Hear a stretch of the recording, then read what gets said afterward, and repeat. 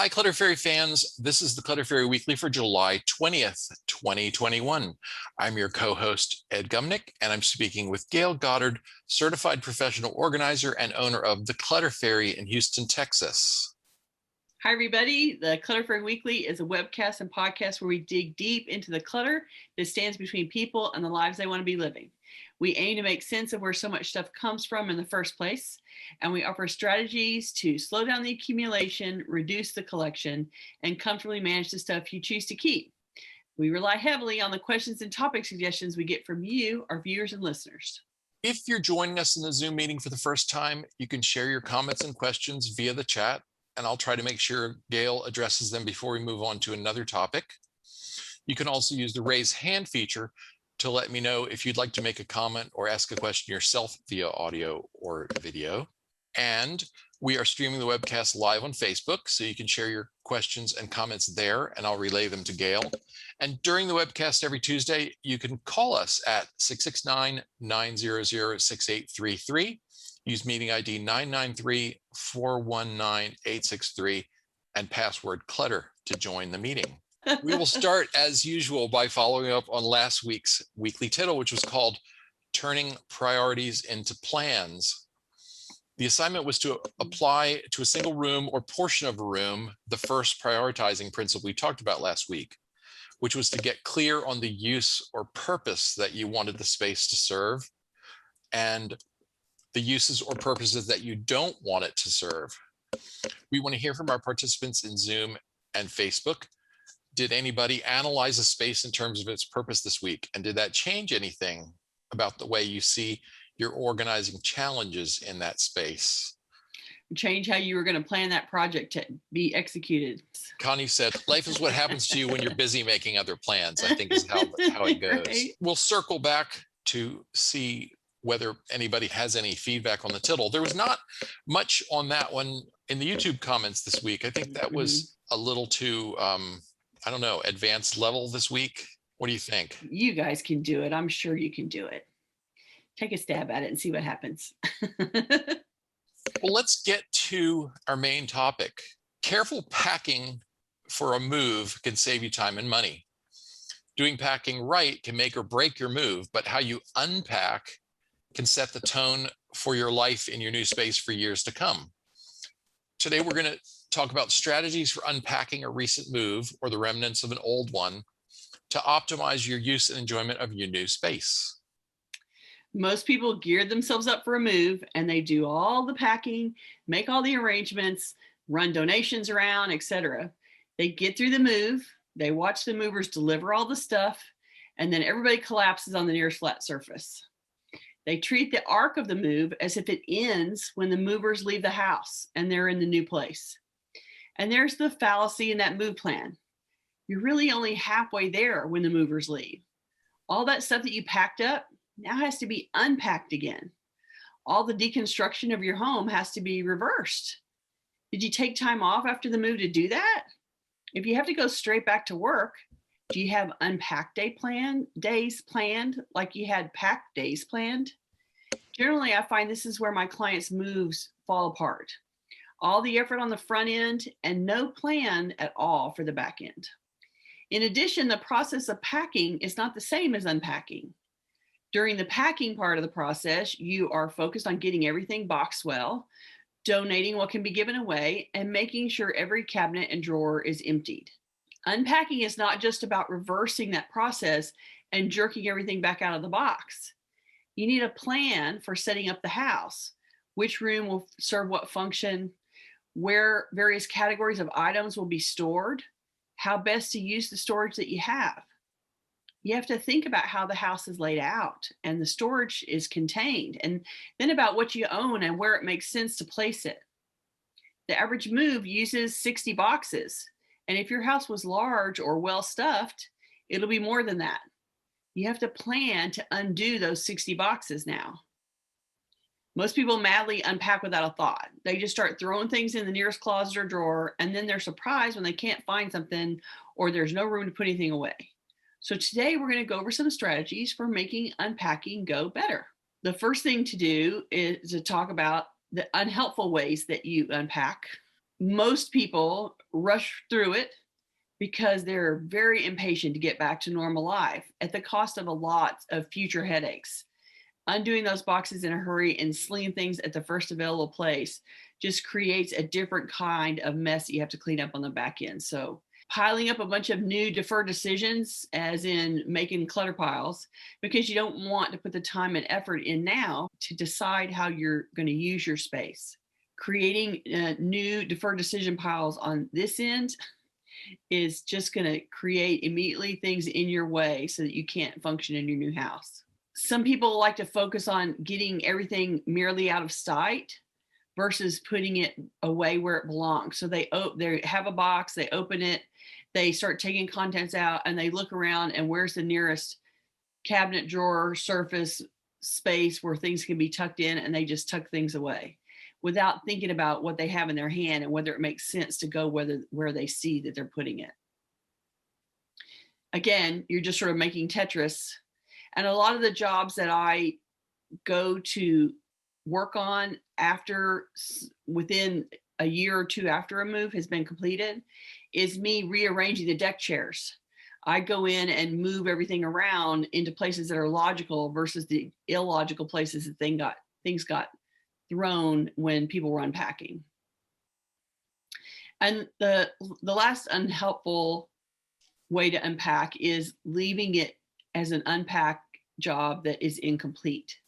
If you leave those last 10 or 15, 20 boxes that you're going to do later, I'll do them later, because you're out of steam, because you're exhausted, because you have to go back to work. What you're really doing is seeding your first pile of unidentified clutter and wondering where the hell that blah, blah, blah thing is that you can't find. And truthfully, it's in the last 15 boxes somewhere. You just haven't unpacked everything yet. So you're sort of by not unpacking every single box, you're sort of creating some inherent mysteries for yourself, like where are those things? And you're stashing some boxes in the corner to start mocking you in the new house. Like if you show up for an unpacking project, which would you prefer as a professional organizer, to come in and find a whole lot of boxes, or to find that they've taken everything out of boxes, but nothing is where it's supposed to be? So it's easier for me as an organizer if the house is still empty, if all the storage and cabinets are still empty and everything's still in boxes, because then I unpack and put away in the right place. And as I unpack, I'm making evaluative decisions about, okay, so you have 47 sets of plates, but you only have 2 shelves for plates. So I need to have a conversation right now about whether all this is really necessary. Yeah. And whether we need to thin the herd. So it's easier for me to have those discussions as I go through the process of pulling things out and trying to put them away. Well, what I'm trying to, I think, draw attention to is avoiding the fallacy of, well, I took it all out of boxes. Nothing's in boxes anymore. So now I've unpacked. Now you're unpacked. Well, okay. And it does remove all of the packing material, the boxes and all the stuffing and wrapping that you've used. And that has some volume. And getting that out of the house means you're not looking at boxes. But man, I shudder to think when everything, and that's what movers, if you pay movers to unpack, they won't put anything away. They will just unwrap everything and take it out of the boxes and take all the boxes and wrapping material away. And then you're left with all the contents of everything you own sitting out on some flat surface somewhere waiting for you to deal with it.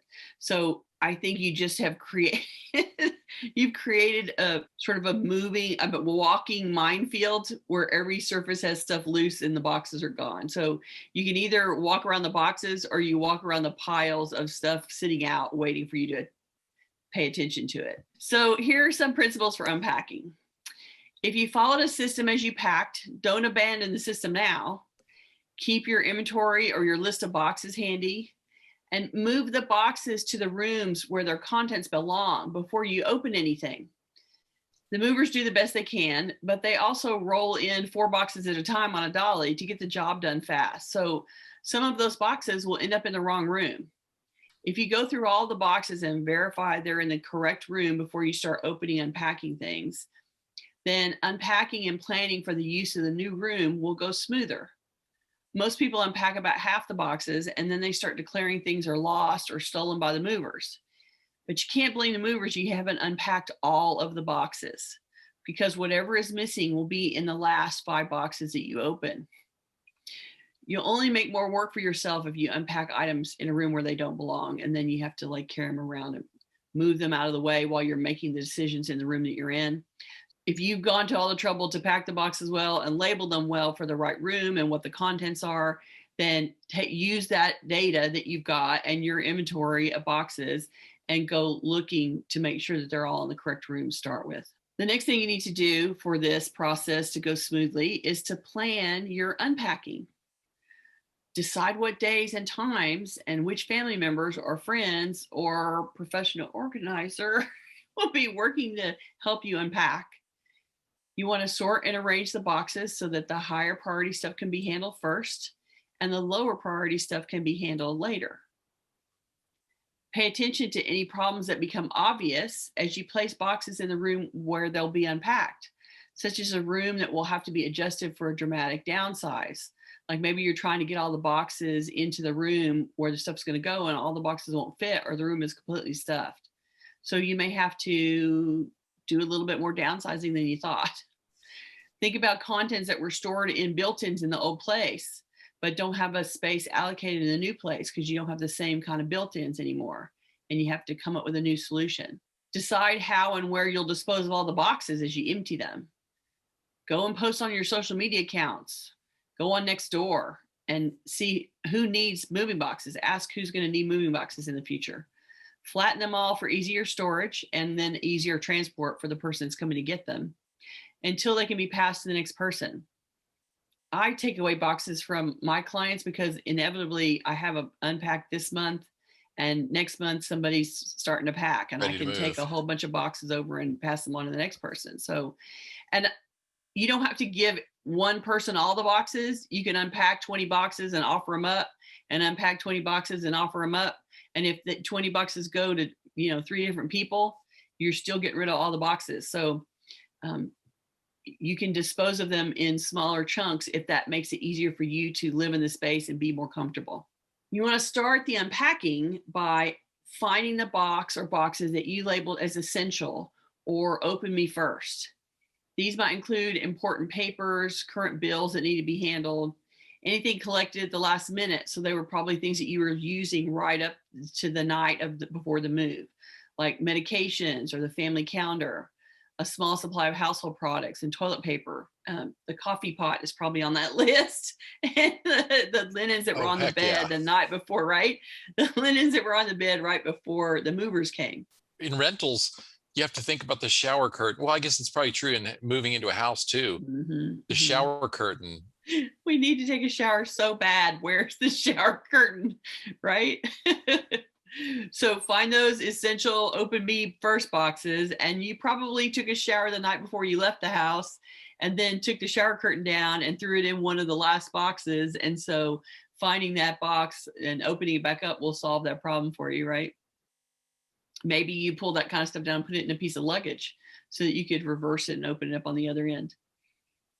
So then after you've gotten your essential boxes out and everybody can use the bathroom, you found all the toilet paper, then you next want to move on to the key functions. So those are sleep. You want to set up the beds and unpack enough linens for the first nights in your new space. You want to unpack a short-term supply of towels, essential toiletries, and a shower curtain, as we talked about.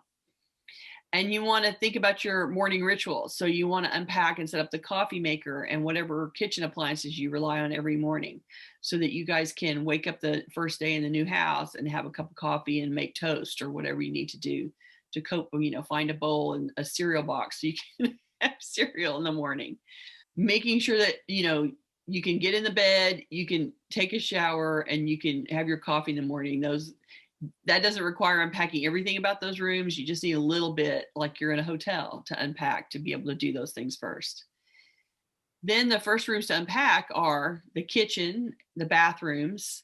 The bathrooms are going to be used, so I wouldn't put the guest bathroom in that. But if your bath and the kids' bathroom, closets, and bedrooms. So everybody still has to eat, bathe, get dressed, and sleep. So your first efforts are best spent here. Unpacking closets particularly does two things. It gets you access to your clothes, and it gets those huge wardrobe boxes out of there. Those wardrobe boxes are always the tallest, widest, biggest, most annoying boxes. They take up the most space in the room. And so focusing on the closet first gets you back in your clothes and gets those wardrobe boxes out of there, which is really important. Pay attention in the kitchen to how much you own and how much space you have. Don't shove it all in there. You're in this room every day using it. Think about what you want to go where based on how you use it. The family needs easy access to your everyday plates, glasses, and silverware. The everyday pots and pans need to live in the easiest places to reach. Use this opportunity to thin out the contents again. Maybe there's more to donate now based on the limit of storage in the new space. Don't store low-use things in good cabinet space that you need in the kitchen to function. So we were talking about, stuffing a cabinet until it's 100% full. If you do that in the kitchen, that means that when you try to use the kitchen and get to something, you're going to have to unbuild a storage area to find what you want and then build it back again. How annoying is that? So this is where you want to plan for, here's my tools and equipment that I use all the time to cook and eat in here. And I don't want those cabinets to be overly full. So those low use items need to be considered to stick up in the air, stick over their fridge, stick at the top of the pantry, stick at the bottom of the pantry, stick in the back of cabinets, go out and somewhere else. Maybe they need to be stored on a shelving unit in the garage or in another room. Basement. So, right, in the basement. So just think about, sure, it's all labeled kitchen, but does it actually all need to be in the kitchen for you to have a well-functioning kitchen on the back end? So think about that. Once those rooms are set up, the bedrooms, the closet, the bathrooms, the kitchen, then you can move on to the family room where everybody's going to gather. Maybe it's where the TV is or the computer systems are, or whatever you guys come and do in the evening together as a family. Where does everybody go sit and work on that room? Then you're down to all the other rooms, the extra bedrooms, the laundry room, the attic or basement or garage. Those are they're the low use rooms. They're the ones that nobody's clamoring to get into in the moment. In the first, 2 weeks after the move, nobody is desperate to get into the attic. So it's something that you can organize, farther down the road. There may be a bedroom that is a home office if somebody's working from home. So maybe that is a higher priority than the other extra rooms because you got to get the office set up so somebody can go back to work. Or you got to get that room set up so that the kids can do their studying because they're going back to school. For our moves, since I run the business from home, there's always one of the open me first boxes is always the business in a box. Well, like here we were moving within the same internet provider zone. Oh, right. So they told us take this, that, and the other. Just take the box, take the routers with you and stuff. Yeah. Well, take this, but don't take this other thing. Well, they didn't tell us we didn't need to take the other thing till we got here. And then they took it away to put it back. The thing we weren't supposed to, it's that's funny. Different. It's fiber optic here. That's a little different from what we were used to in Houston. We didn't have fiber optic to the very building. We had fiber optic to the complex, but then something coaxial inside the building. The files you just absolutely can't do without. Well, it used to be the stapler. I handle so much less paper now. I can live without a stapler for a week or two or longer. But maybe you have client files with you, or maybe you have a work project that you're working on and you have a collection of documents related to that. So that would have been one of the essential boxes that you had to unpack to start functioning. And getting that room set up would be, an earlier, a higher priority than the extra guest bedroom that nobody's sleeping in, right? So you can leave those till later. Well, and nowadays with so many people working from home temporarily or long term, the headset for your Zoom meetings, if you do a headset, your microphone, if you have your own microphone, all that kind of stuff. Exactly. And then the last thing to say about this is don't stop until the project's complete, or make a plan to finish it in a reasonable amount of time. Don't forget that unpacking is not the last bit of the moving project. It's really the second half of the project. You may need a mental health or body rest break between phase 1 of packing and phase 2 of unpacking of the move. But you'll need the same amount of effort to put the new house together that it took to dismantle the last one. So saddle up, kids, and get ready for that mentally. Being honest about the amount of work will help you make a more realistic plan to get into and set up in your new fabulous home. We have lots and lots of comments. Okay. I wanted to start with Jen on Facebook, who said, love that you share your vast, valuable experience and wisdom with us. Oh, it's all great thank you. tips, even if you're not moving, just for living life and simplifying. And that's a good point. That's why we talk about moving and packing and unpacking fairly regularly as a strategy. Even if you aren't planning a move, it's sort of a strategy for how to think about your space. Yeah, it's a way to go circle back and go, yeah, I moved in 20 years ago and I absolutely did not think about it for a second. And you throw everything up in the move, and then 20 years later, those things are still in the place that you threw them up in your desperate, exhausted state, and nobody's ever gone back and thought about it. And so it's a great way to go, yeah, if I'd been thinking about it, maybe I would have done this instead of what I did. And so now you can go back and circle back and make changes. Lewis asked, if my dining room is full of bags, is that a sign that I'm living with a hoarder? And then empty bags of bags, you mean? That's what it sounds like. And Joyce said, I hope not.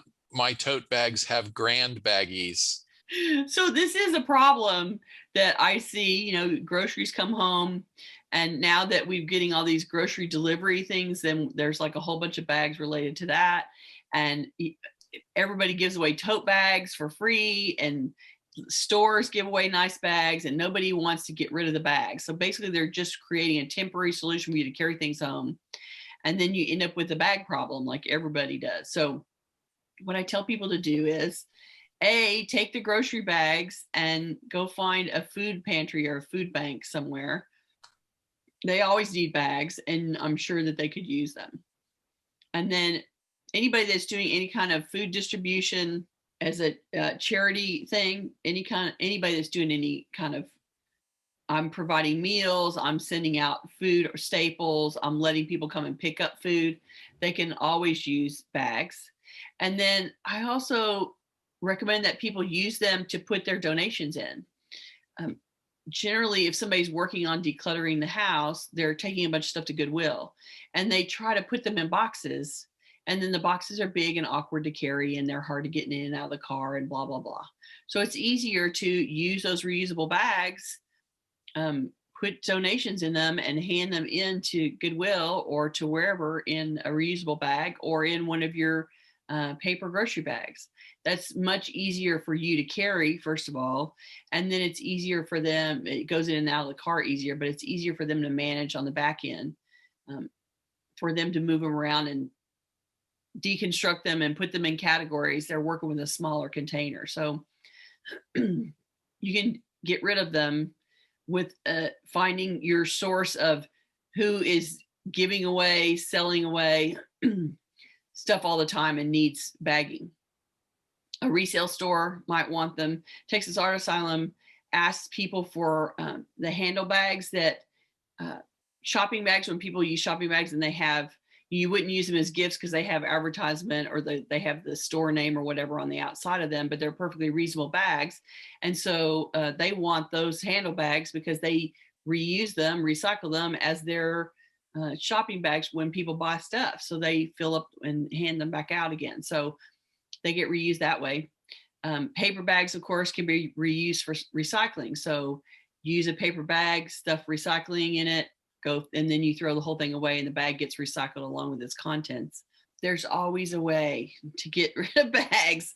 And assuming that the volume of bags that are coming in, that you can use them all, is unrealistic. Unless you're operating some store out of your house, you're not going to be able to use up all those bags. So finding a regular way to recycle repurpose those bags is it's worth the effort to figure it out and find somebody in your neighborhood or area that can take a big bundle and happily take a big bundle of bags away from you. So Lewis also asked, if my girlfriend has 200 bread closure tabs, is that a sign that she is a hoarder? And then Diana on Facebook said, trying to minimize, but how do you live with a person who loves to maximize?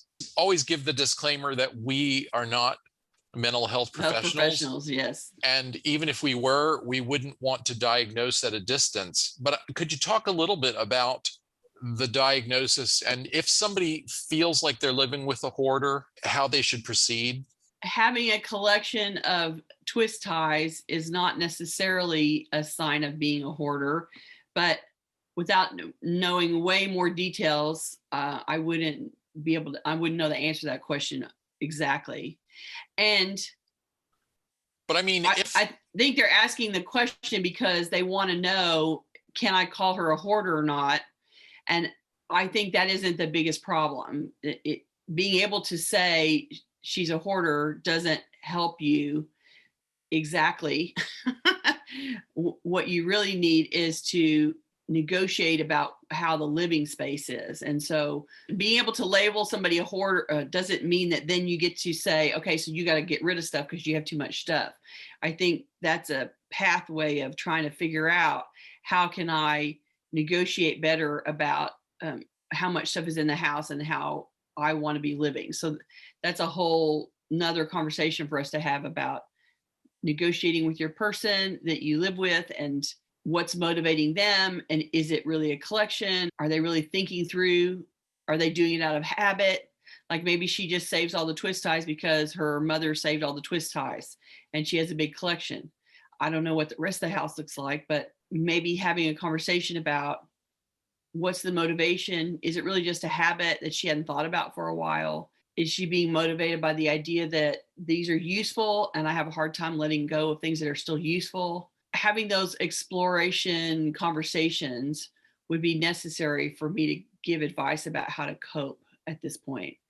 But it sounds like you're in the middle of a disagreement about how much stuff needs to be in the space and what kinds of stuff and why she wants a bigger volume than you want, or she wants to save useful things and you find it easier to throw them away.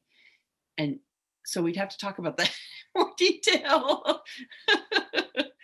It is the problem that every couple faces, right? Is that they live together and they don't have exactly the same concept of what is enough, how much is enough, why to save things, how much is enough to save, that kind of stuff. And so we have to negotiate about that. Well, and you both come with your baggage, both right, physical and emotional, and so you each have your own ideas about what you can't live without and what feels safe, what feels and sometimes you're appropriate. Sometimes habits of thought and inherited behaviors, processes.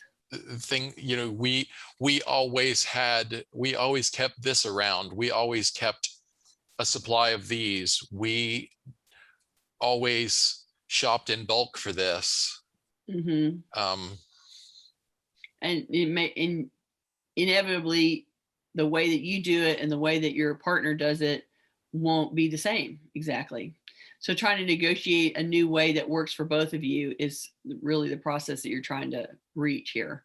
Yeah. And if you get nowhere with negotiation, but you want to move forward, then maybe you involve some kind of counseling and start from there. And and there is a visual rendition of a hoarding, like a scale that the Institute for Challenging Disorganization has developed when it was the National Study Group on Chronic Disorganization. They've changed their name and moved on a little bit, but they created this visual chart with photographs of levels of a room from functioning to very high level hoarding. And so it's a way for you to compare density by photograph to your own space and see where you sort of fall on a potential hoarding scale. And so it might be useful to do a little research into hoarding and symptoms of hoarding and what that looks like. And we can promise to post into the show notes the link to that particular photo evaluation and a little bit else for you to pursue in case. Great idea. That would help you get some better information based on, because you can see your whole house and you know what the issues are and what kind of arguments you've been having and what her resistance level is. And with that in mind, you can read the materials and look at the photograph and have a better sense of whether this needs professional intervention or not. There. I hate it when I can't, make the answer easy and short for everybody. And yeah, it's when you start talking about hoarding, then it starts to be much more complicated. Jan on Facebook said, I have too much stuff that I'm working on to minimize, but it's the useful mentality I am working with. And ADHD, new recent diagnosis at 73 years old. Oh my goodness. But I feel hurt by people referring to these difficulties as being a hoarder. People throw the word around pretty casually. People who are showing up here are mostly not hoarders. And really are sort of chronically disorganized. So there's a clinical diagnostic line between I've been ADHD and therefore my attention has, moved around all the time and I live in sort of a chronic state of disorganization. That's a different level of management versus the diagnostic line of I have been diagnosed with hoarding syndrome, and that's a whole different ball of wax. So if you've never been diagnosed with ADHD and you're just figuring that out, I'm sure you're going through that whole process of, oh my God, that explains so much about my life. So and having sort of physical surroundings of chaos is one of the side effects that happens when ADHD sort of goes unchecked without great coping mechanisms. And so I'm not surprised that you're living. And, there's also yes, it's mean when people say that you are a hoarder when they're really saying there's a lot of chaos around you and they're not being very careful with their words. And so we will say that unless you've been diagnosed with that, I would say you should consider yourself chronically disorganized unless a professional tells you otherwise. And in the meantime, they're just the people in your life they're banning the word around because it's easy and popular. And so just know that they're not the professionals. They don't know what they're saying. They don't have the ability to diagnose you. And so they just can't call anybody that clutters a hoarder. That's not appropriate. It's a casual insult from someone who is a little more organized or has a lower threshold for clutter to a person who's less organized or has a higher threshold for clutter. And they're being a little judgy and they need to stop it. Don't take it to heart. Right. Yeah. Don't take it to heart. Just come and listen to us talk about how you can address it. And I will tell you that you should go get the book because you're newly diagnosed, ADD ways to organize, ADD friendly ways to organize. It is a great book and it is a wonderful, you can open it anywhere and read and get some ideas. You don't have to read it front to back. It's designed for ADD readers. And so it is a great way to get tips that help you try to organize when you're coming from a place of ADD.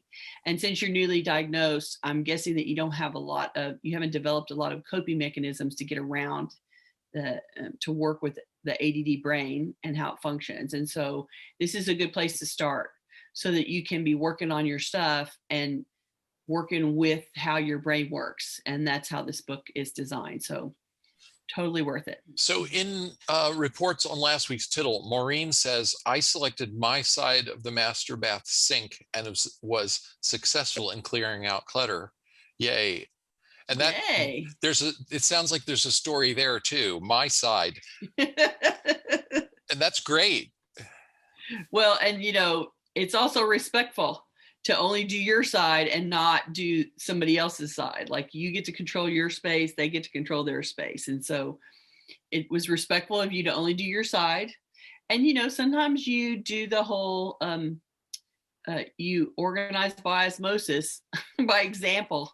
You organize your space and it makes somebody else go and organize their space. You model good behavior. Right. You be the change you wish to see in your bathroom. and you model the, you know, the possibility of tackling the project and getting to the end, getting some improvement from the work. Sometimes people just can't imagine they're going to do any work and get anywhere.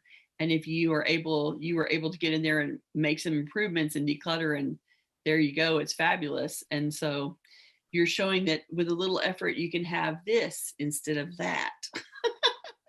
Good for you. Dawn says this past week was the whole reflooring project and the carpeting part is done. I've been rethinking the priorities and plans for this new space in quotation marks, even though we haven't moved. So Dawn is applying the, you know, we've got to make a big change, so let's act like we're moving. Well, and they had to move everything out in order to put the new floor in. And so, you know, we know you dismantled the room. So this is the perfect time to just not put it all back how it was, pause and rethink the layout and what you want to do in there and how you want to use the room and the furniture and whatever. And then you can start putting things back. And so you can, you know, refresh the room in every way, not just the floor. It'll be part of redesigning and redoing this room to make a plan about where the stuff is going to be. So good for you. It's a perfect time to do it. Joyce said, I tried to schedule declutter time for my tittle, but wasn't terribly motivated or successful. I did, however, read Marie Kondo's books with an open mind. So that's what we call structured procrastination. Right? When you avoid the thing you're supposed to be working on by doing something else that's worthwhile.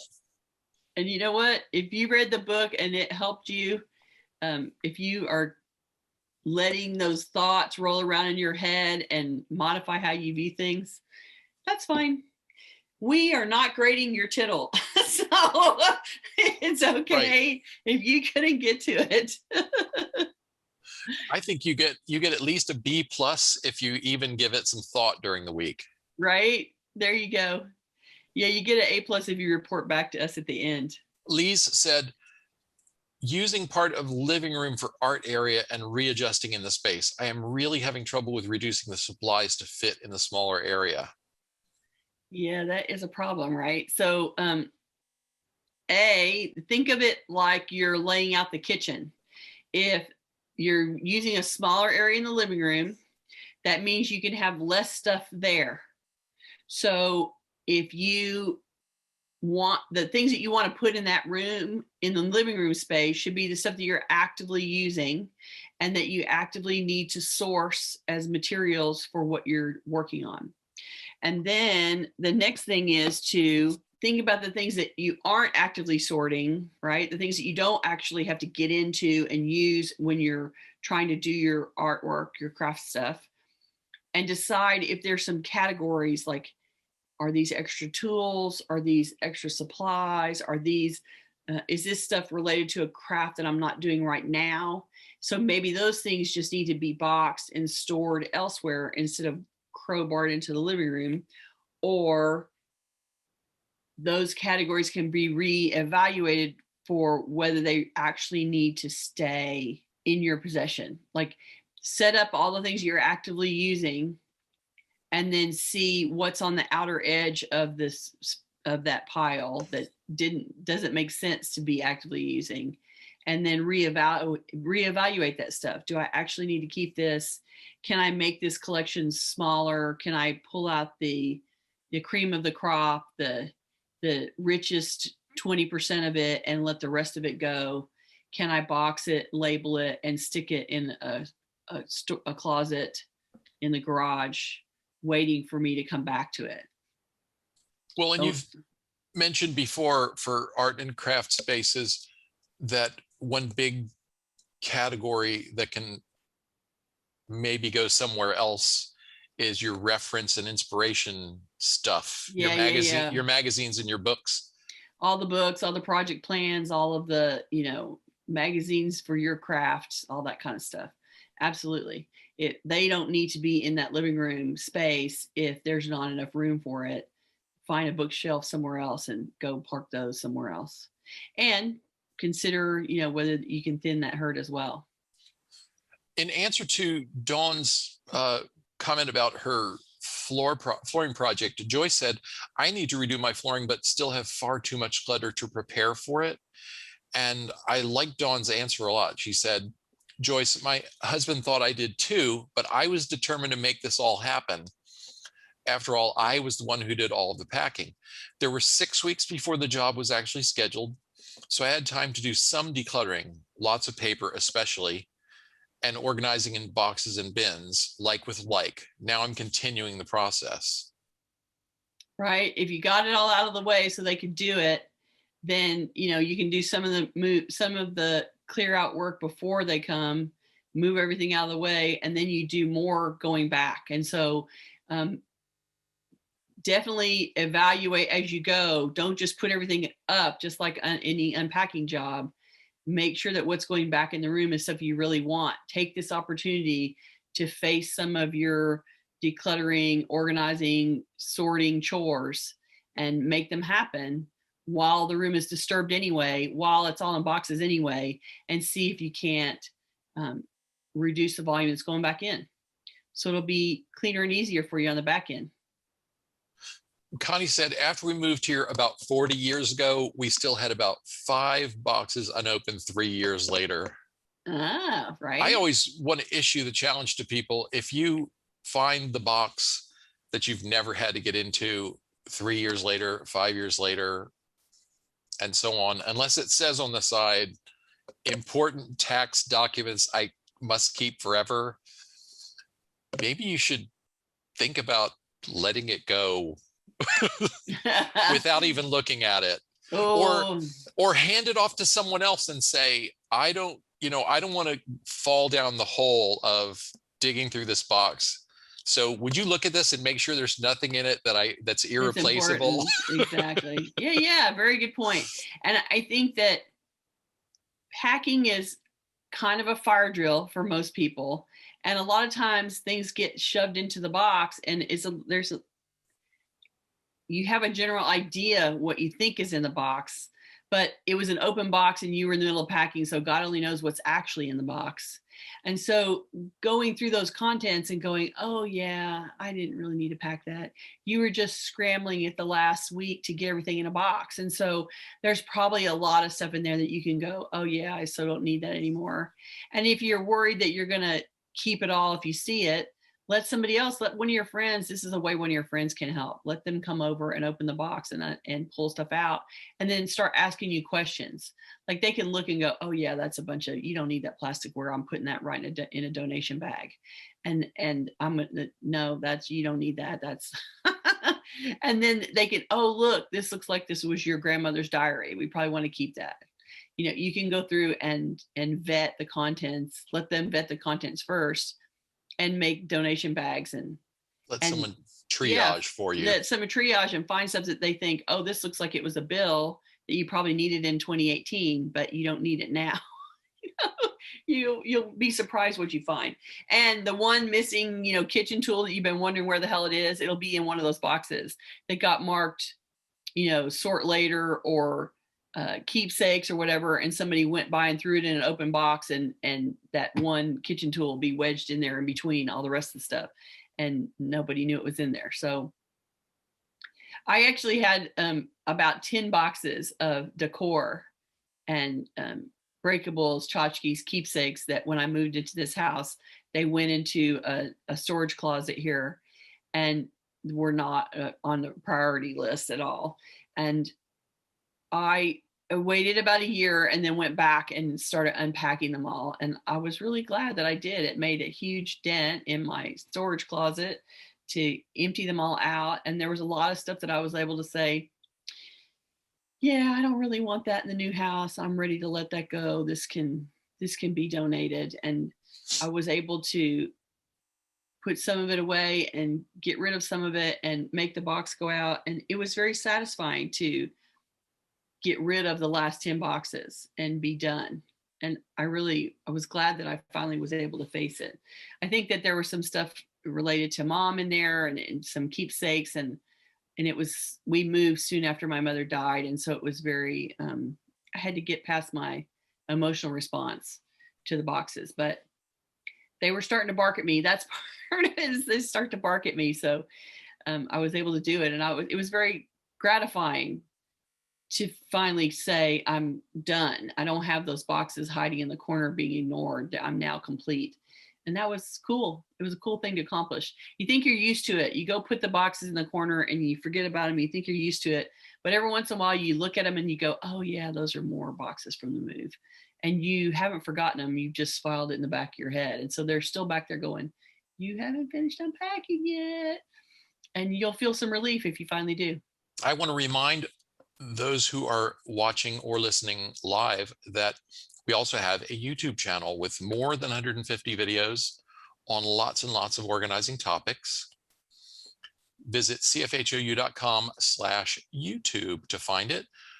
While you're there, subscribe to our YouTube channel and click the bell icon next to the subscribe button if you'd like to get notifications when we post new content. Are you ready for the tittle? I'm ready for the tittle. What is the title of the tittle? An unpacking challenge. An unpacking challenge. Okay.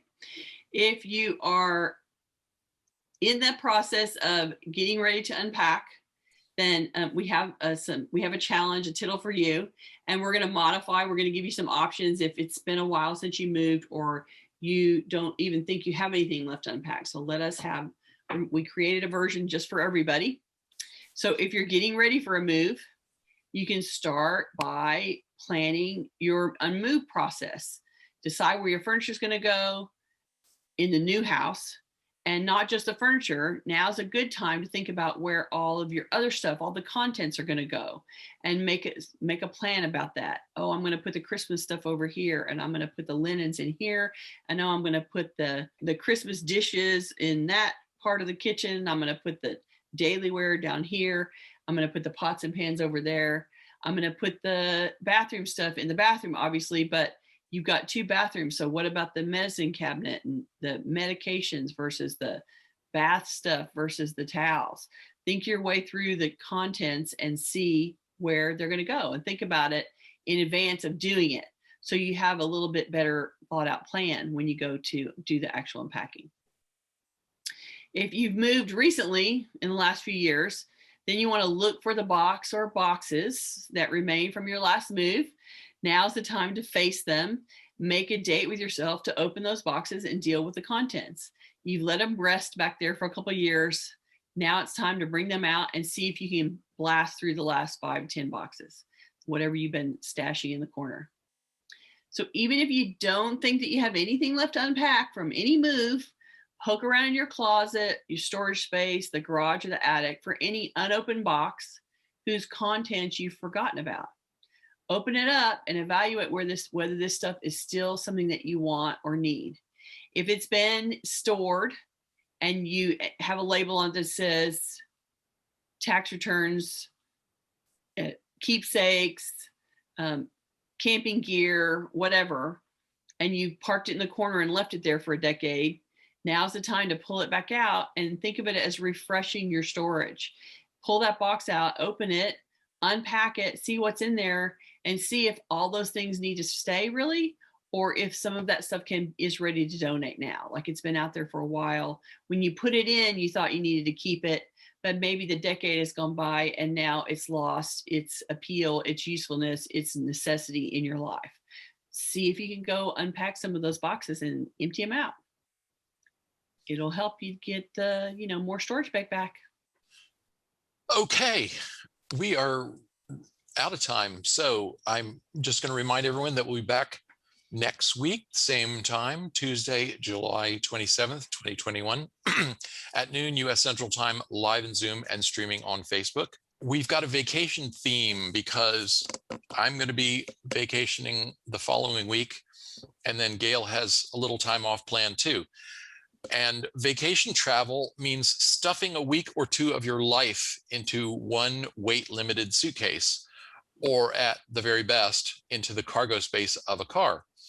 So in our next episode, we're going to offer strategies for right-sizing your packing to prepare for stress-free vacation travel. We're calling the show Bulky Bags and Itty Bitty Bottles, Organizing for Vacation Travel. Love that. Love that title. If you are watching this on YouTube, we'd love for you to join us live. To get notifications about upcoming events, we invite you to join the meetup group by visiting cfhou.com/meetup. We now have 2,600 members around the world in the meetup group. That's awesome. You can also follow us on Facebook by going to cfhou.com/Facebook. And a word about Facebook. Facebook only lets you set up a recurring event to go for a year. And so apologies to anyone who thought we weren't meeting this week because there wasn't another event scheduled. We ran out of events and I didn't notice that until I was ready to announce it today. That's along with everything else that went wrong today. One of the 1,000 things that went wrong in trying to get ready for today's show. You can also join our mailing list by visiting cfhou.com/subscribe. There you go. I love that one. I love how you can see through it. I know, right? It's kind of cool. We love to hear from you, so please keep those questions, comments, and topic suggestions coming to us in YouTube comments, on Facebook, or anywhere else that you find us, including the contact form at our website, which has been getting a lot of traffic lately. Right. And you can find that website at clutterfairyhouston.com. Thanks, everybody, for joining us today. We appreciate it, and we will see you next week. Bye-bye. Bye.